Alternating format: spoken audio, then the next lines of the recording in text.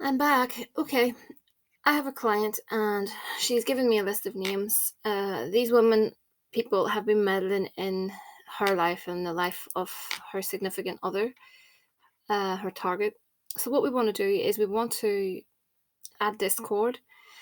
And instead of just putting in all of the names, what I've done is I've made one little doll, that's a female doll, and that will represent all other women. There's no rules, obviously, to say that one doll has to be one person. So I've made this one doll. I've got the names, and I'm going to be attaching the names to that little doll. So I've got all the names, and basically I put all other females. So, I mean, even if you don't know who the other woman is, you could make up a little doll, or even write on a piece of paper the other woman, or all other women if you don't want if you don't want any other woman involved, all other women is sufficient. But anyway, I've got some names attached to this doll, and this has actually been baptized. Uh, that might seem strange, but I've baptized it in the names given, and I did mention and all other women, and I blew life into that doll. That might seem a bit confusing and bizarre, but I've done this many times before and it works for me. This is him, and I've been baptized in his name. So what we're doing is it's basically just a little discord jar to bring discord so that he loses interest in them and he returns back to the client. And I'm going to do a skull candle for the client and get him interested and start thinking about her more often and get things back to how they used to be, if not better. Okay, I'm calling on King Paimon for this one. So I have a ready tiny little sigil for him. You can just run these off on your printer, but personally I like to call the spirit whilst going over it in pen. I do that, in my head whilst going over the N. I need to look the N up, so excuse me. I'll have to put that in the description box when I get time.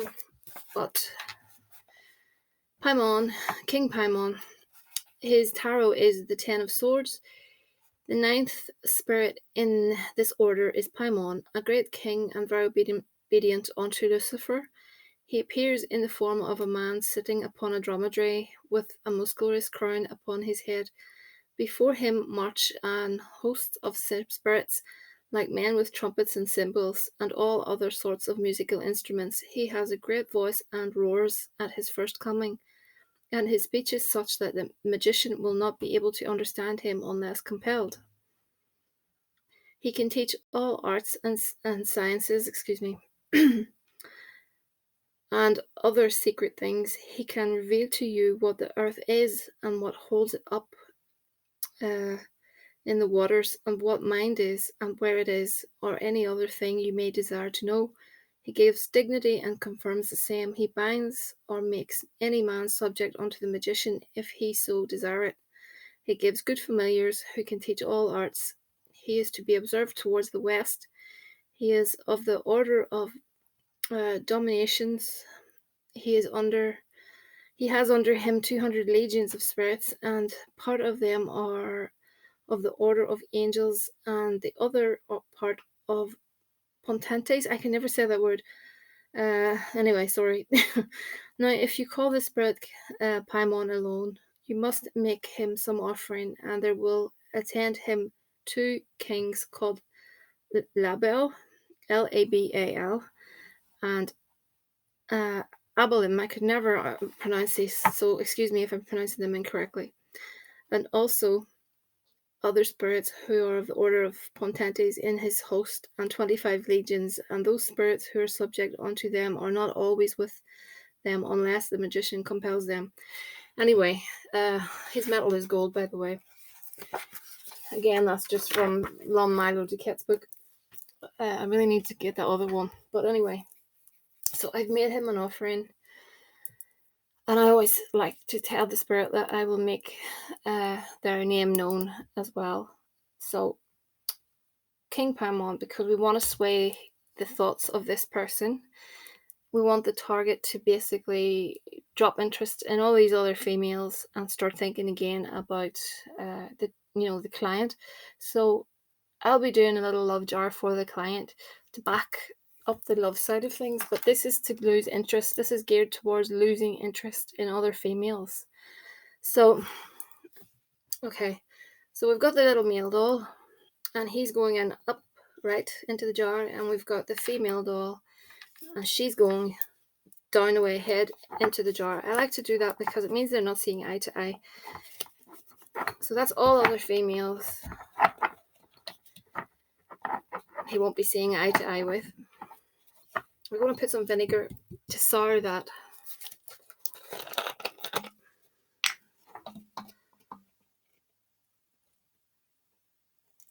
I really like using this dark vinegar.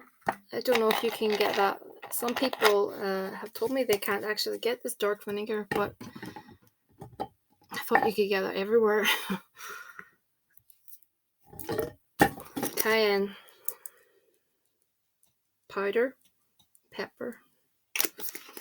Okay, we want to sort of get everything really uncomfortable, and I'm putting in some devil's dung, otherwise known as, I don't know how you pronounce that, so forgive me, but if you can see that. A lot of folks have been asking about that as well. Obviously we need some warm water in here, just to, we want to get the ball rolling and get them fighting and just not agreeing, and end of story. Chili flakes.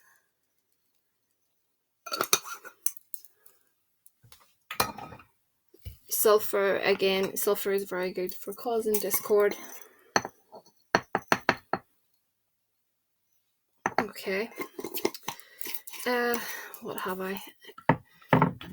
I'd like to put some destruction powder in here to completely destroy the whole situation.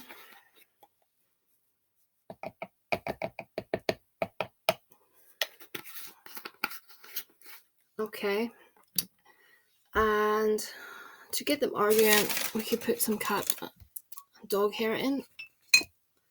I'm running out of cat hair, and it's one of those things that is so hard to get. So it is. Don't stick to me because I really don't like cat hair. So I really love cats, but I don't like cat hair. A bit of a phobia about cat hair. And I use it so much. I use it constantly, but I just don't like the feel of it. I like the feel of it when it's on the cat, but I just don't like the feel of it when it's in a jar. It's not my thing. Anyway, okay. So I'm going to put some precipitation, if there's any left, that is. Black powder. I need to get some more of that. And graveyard dirt, because we want to draw a line under this and call death onto the whole situation by bringing but symmetry dirt is basically calling an ending to the whole situation, and hopefully that will, everything I use is symbolic. So the graveyard dirt symbolizes death, so death to all the interest in these females. So that's how I work things. A bit of black pepper. Again, go with what you've got if you're going to do this, and please do a cleansing bath afterwards. It's extremely important to do a cleansing bath to get the negative energy off you, because at the end of the day it's very, very, very negative energy.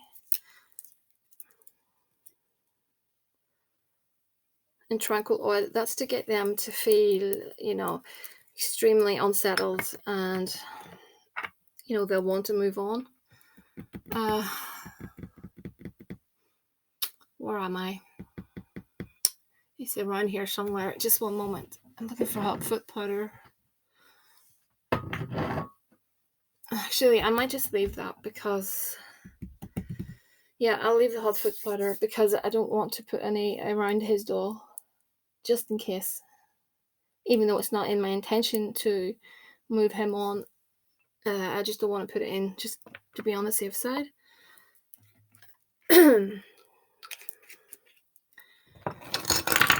One moment.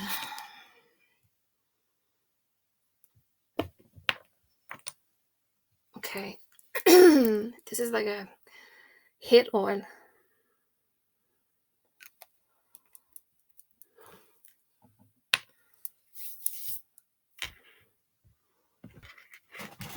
Okay, sorry. What I did there was I smashed a light bulb and I pushed some glass into the little jar from the light bulb because I want some smashed glass. And I put in 9 little nails as well, any type of nails. Mine were a bit rusty. I put in some, I'm going to put in some black salt as well. And a little bit of separation oil. So that's really it. I'm going to just pop the lid on that. I'm going to put some more vinegar actually in that. Maybe I'll see how it goes. Give it a good shake. Actually, there's enough in there. Give it a good shake. I'm going to shake that up probably for about every night. We'll see how it goes. I don't know how long it'll take. I have an altar. I have quite a few altars in this room. There's a Holy Death altar that's directly behind me, and then I have a few altars to, I have a temporary one that I use for workings with the Goetia, so that jar will go on it. Primal sigil will sit like that, and I'll burn a black candle on top of this. So it's just to let you know that's what will happen. So yeah, and we can see how things go from there.